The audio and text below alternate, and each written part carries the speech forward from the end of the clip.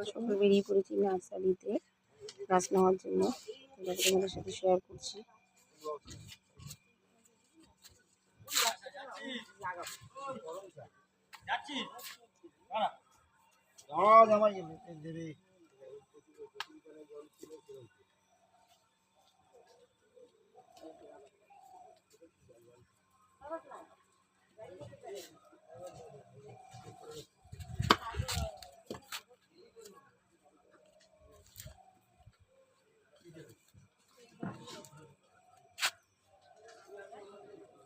তো দেখো কত ধরনের গাছ।